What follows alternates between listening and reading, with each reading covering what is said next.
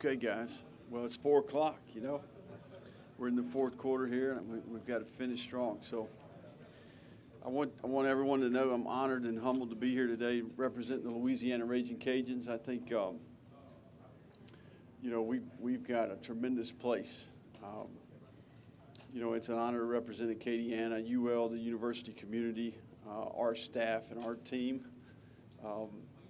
Before I get going here a little bit, I think I'd be remiss if I didn't mention Tony Robichaux and what the UL community has been through the last couple of weeks. I know for me, just being with Coach Robe for a year and a half, basically, I would just sit and listen and observe and ask questions. So sincere, so authentic, so genuine. I think we all would say, and some of you guys are gotten a chance to cover Tony over his career, we're better because we knew that man, and he was a heck of a leader, a heck of a person, a heck of a father, a heck of a husband, and I think his legacy, in my opinion, an icon in college baseball coaching, will live on for a long time. And I think for me, it's given me great perspective about the profession, what an impact a coach can make. And I'm excited about Coach Deggs and his hire. And certainly him being from Tony's tree of coaches, I think it's going to be a great transition. So our thoughts and prayers are with Tony and his family. It's great to be at Sunbelt Media Day. It's a unique time in the passing of the torch. I think Carl Benson did a really good job of kind of creating some stability within the Sun Belt Conference. You can see that the football continues to be more and more competitive in this league, and the passing of the torch from Carl to Commissioner Gill and all the things that he's done in his short time. We're excited about hosting Commissioner Gill on the 24th of July. He's going to come over. I know he's visiting all the campuses of the institutions throughout the Sun Belt, and we look forward to that opportunity to host him. This league keeps getting better. We've got 4 new head coaches this year. My first venture into the Sun Belt was last year, and I was very impressed with the quality of coaches. Neil had an opportunity to move on to West Virginia. Coach Satterfield had an opportunity to move on to Louisville, and tremendous respect for the coordinators and the head coaches that we ran into last year. I love this divisional format that we have. I think it's ingenious. I think the championship game brought so much exposure to our league. I love the footprint. We go from Texas to the Carolinas. I think it's basically an SEC footprint, and it's great exposure for our league. I really believe that great organizations start with great leadership, and I'm thankful for our administration, with President Savoy and our stud AD, Dr. Maggard, who is 52 years old today. Happy birthday, Dr. Maggard. So many special people. We've met, Allie and I and the kids, something that I think you really appreciate when you're a college coach and you move throughout the country is the people that you come in contact with. We've had so many people really help us with our transition, and I think that's the unique thing about Acadiana and Lafayette is the people that we have here. So we appreciate that.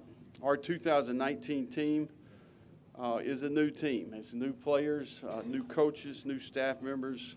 We're going to have new leadership, especially within our players. It also comes with new opportunities and new challenges. And I think that's the approach you got to take. One thing I do know is this team has worked really, really hard. We worked extremely hard, and it's been a very productive offseason. We kept our staff intact, which I think was huge. It was very competitive. We had guys that had numerous opportunities, not only coaches but support staff, to go other places, and we kept them at home, and I think that was a big deal, and it was a big win for our team. We've also added a lot of quality people. We've added assistant coaches, graduate assistants, quality control guys. At every area of the organization, we've added really, really good people. I've been impressed with the impact that they've made so far. And we're in year 2. We're more efficient. I think there's more urgency, more intensity throughout each and every phase of our offseason. And from the beginning, going all the way back to January, we've executed each phase of our offseason with more detail. I think more efficient. The coaches are getting more out of their time, and we continue to improve in all the areas of the organization. I think where are we right now? We got a week and a half left of work to do in our summer program, and that's where our focus is at. We need to finish really, really strong. In particular, this week is the last week of the summer.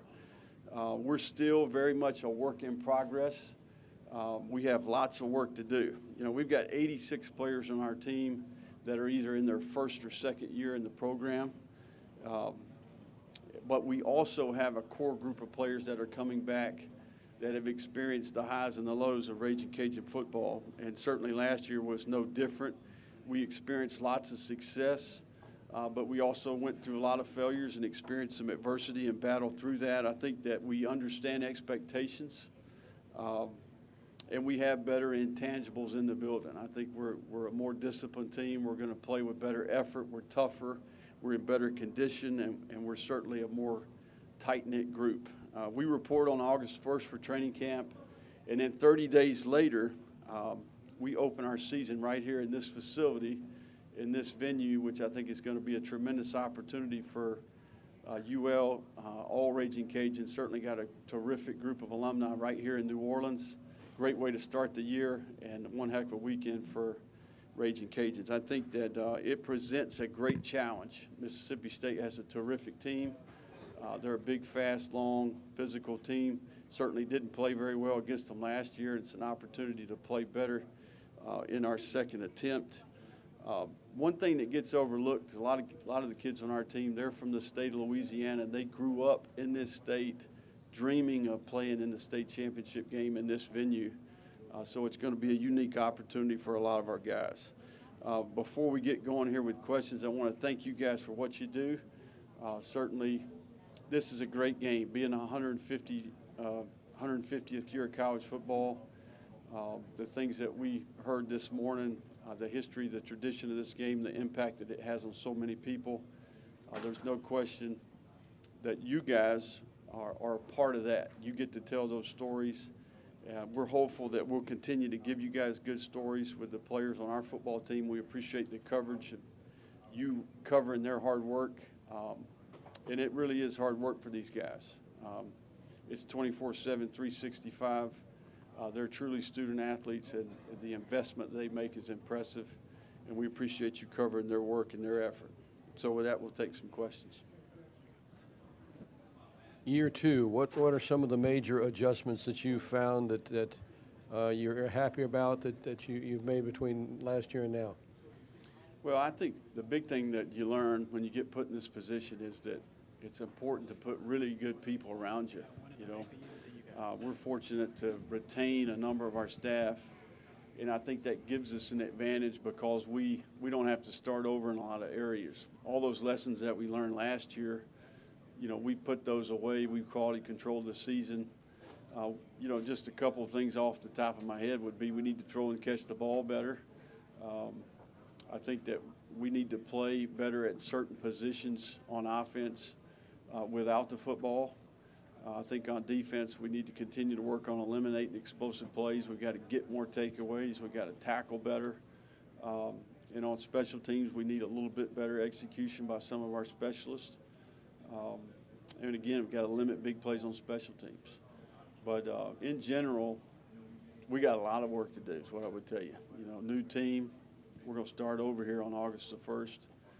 50 new football players on our team that are in the first year. So this is you know, we spent quite a bit of time on the personnel, but we also have spent quite a bit of time on the coaching as well. Hey, Coach. Jude McLaren, KTSW, San Marcos here. One of the guys that you brought with you was Deuce Wallace, a redshirt senior, and he grew up right there in Lafayette, Louisiana, and is really playing for his hometown team. Can you just talk about what he's meant to your program and the city of Lafayette? Yeah, Deuce is, you know, I failed to mention that, but I think we've got great player representation here today. I'm glad that you asked that question because Deuce and Bam both are exactly what we would want of our football players. Not only are they selfless players, you know, they're guys that maybe are not on the cover of the media guide or at the top of these award lists, but they do the dirty work. You know, they're coaches on the team. They bring great positive energy each week. They had a lot to do with our turnaround last year, some of the leadership that they showed. Deuce is unique in that he's a legacy. He's a guy who chose UL. He chose to come there as a walk-on and earned his way. Deuce was a walk-on when we first got to UL and has earned a scholarship and has become one of our major contributors on defense and on special teams. Voted team captain by his teammates last year. These are guys that we want our other players to emulate. They go about it the right way. They represent themselves well in the community. They're both graduating in December with their degree from UL, one in management and one in business. So this is a special group. These two guys are exactly what we want of our football players. Coach, two questions. One, what went through your mind first when you saw that the coaches picked you to win the West Division? And two, I know you're counting on some new players and you like your talented new players, especially on defense, but what are the concerns of maybe counting on a lot of guys who are freshmen or young players? Well, I think when the coaches pick you to win the West, I think it's humbling to some degree. I think we're mature enough as a football team and hopefully as a staff to handle that. You know, I think that some people would think that maybe it's a negative, but I think it's a sign that we're improving. I think it's a sign of respect for the coaches that we have on our staff and the players that we have coming back. But a wise man once told me that fish are wrapped in yesterday's newspaper. So I think maybe we were picked fourth last year in our division or something like that. So it doesn't really matter. You know, the games are going to be played this fall, and that's what will decide who wins the division and who gets an opportunity to play in the championship game. We do have young players that are going to contribute on our team. There's no question about that. Great opportunity for lots of guys. We played with young players last year and had success, and we'll continue to play with young players. And I think our coaches have done a really good job of adjusting as the season goes and getting the pieces in the right place. And that's one of the reasons that we played better football in the second half of the year last year. It'll be no different this year. It's going to be much more competitive, in my opinion, and you're going to see more players play. And I think they'll be much more promote and demote depending on how they practice and prepare each and every week throughout the season. Hey, Billy, Adam Hunsucker from the Monroe News Star. You said it yourself. You guys, your first year, you picked to finish fourth and end up winning the West. With all that entails, have you talked to your guys at all about what it takes to go from, I guess, from being the hunter to the hunted and what it's going to take to accomplish those goals? Well, I think sometimes we get a little bit too consumed with the result. I think we need to get consumed with the work that we have to do. You know, I think that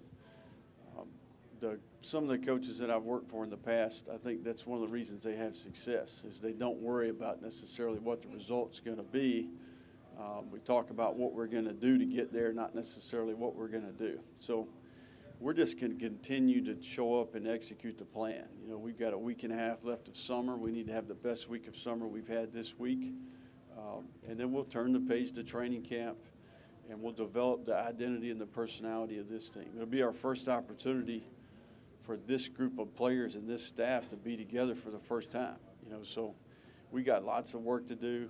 And I really believe your team kind of develops who they're going to be. You develop lots of leadership and a personality as the season goes. You know, there's so many adjustments that you make as the season goes. And, you know, we're going to enjoy the journey. And certainly that's what I'm excited about most is getting back with these players and, you know, getting back to work. Two things. One, was that wise man named Saban or Daddy Napier? I can't remember which one it was, but I do think that there's something to be said for that. With the running backs that you guys have, how do you not allow teams just to key on those guys and to kind of keep them honest? Well, I think we've proved over time that we've got plenty of weapons around those guys. That's one of the things I'm pleased with right now is I think we've developed some good playmakers around those guys. We've got good players in the receiver room. Certainly Jamarcus Bradley and Bam Jackson coming back is a big deal. Both were consistent, productive players. In our tight end room is a room that I think is getting overlooked a little bit. I think Johnny Lumpkin, Chase Rogers are both really, really talented. to go along with the addition of Nick Ralston there, Arizona State grad transfer. I think that room is going to be much improved. It's probably the tight end position is probably the most difficult position outside of quarterback in our system. They've got the most to learn, and I think we saw them in year 2 make the most improvement. So tight end and quarterback are 2 positions where we need to play better, and I think you saw that product of being in year 2 in spring practice. So, you put those guys to go along with Levi and his legs, I think we got plenty around those guys to have balance. But I think you're right. At some point, you're going to have to throw it to win it, and you got to have different ways to win games, and that's one of the areas where we've really put a focus in the offseason. Coach, I know we talked a little bit about this earlier, but what positions on defense are you most excited about getting out there and just seeing compete this year? I think we've got tremendous competition in the secondary.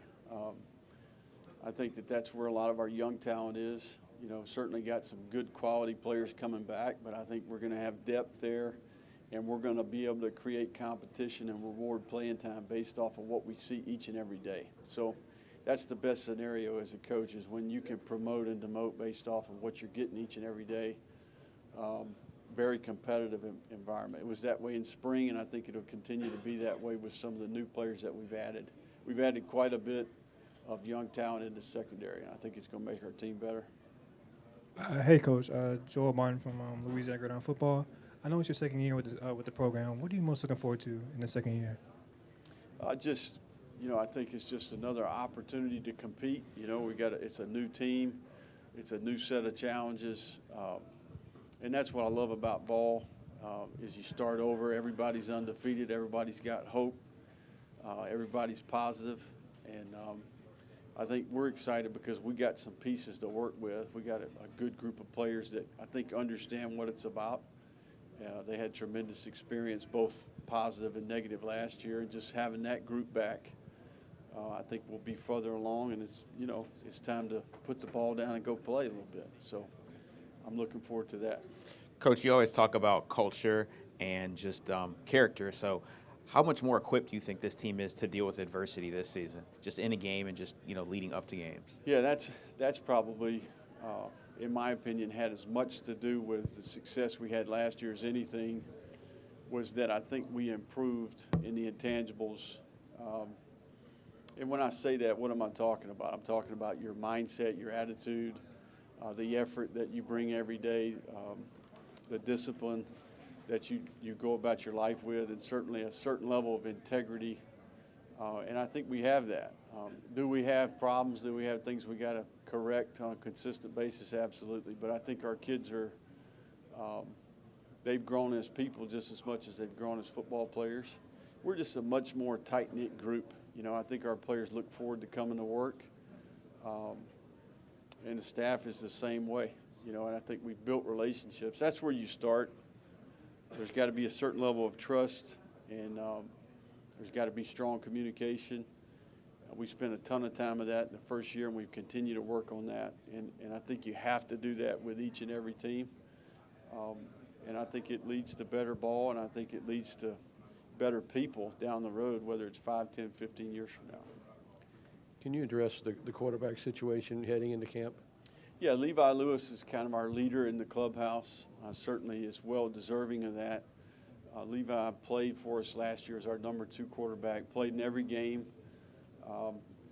and certainly has had a tremendous offseason. And I think the more that you get to know Levi, the more you would understand why maybe we have so much confidence in him. He's a tremendous person. He's a tremendous leader on our team, probably the most respected guy in our football building, and a guy that's really set the standard for how to work. He's contagious, man. He rubs off on people, and he's, I talk about all the time, the quarterback should be the standard bearer in the organization, and he has certainly done that. But we do have competition in that room. Ave Mangale is a terrific talent. He's a big, strong guy that's been cleared from his injury, has terrific arm talent. He showed that he's a great passer. He processes well and can move the team in spring practice. So we're excited to work with him. Then you start talking about Clifton McDowell, Chandler Fields, Braden Hawkins. We've added 4 new quarterbacks to our team. And I think all these guys are going to get an opportunity to compete. Certainly some are a little bit ahead of others, but it's going to be an interesting battle here to see who can get in position to push Levi a little bit. And we are open to playing 2 guys. I know we played 2 last year. If we played today, we wouldn't. But as time goes, if one of those guys proves that he's good enough to be a contributor and play winning football, we are open to that idea.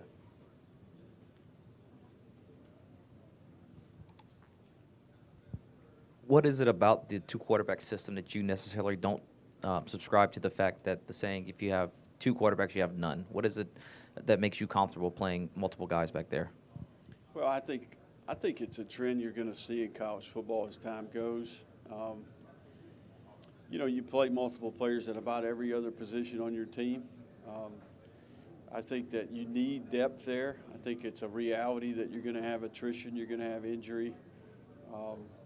And if we had Drew Brees, that would be a different story, you know. But I think it's all about who is your starter, you know, and what type of backup do you have. I think you saw several teams in college football play multiple players over the last couple of years and have tremendous success doing it and needing that backup at critical moments. I like the idea that our backup at times last year, Levi Lewis knew every week when he was practicing and meeting and walkthroughs and tests and tips and all the things that he did to prepare, he knew he was going out there to play and he had to be ready. Regardless if Andre got hurt or not, he was going out and he was going to get his opportunity. So let's say Andre gets injured. Now we're in position, we got a well-prepared guy.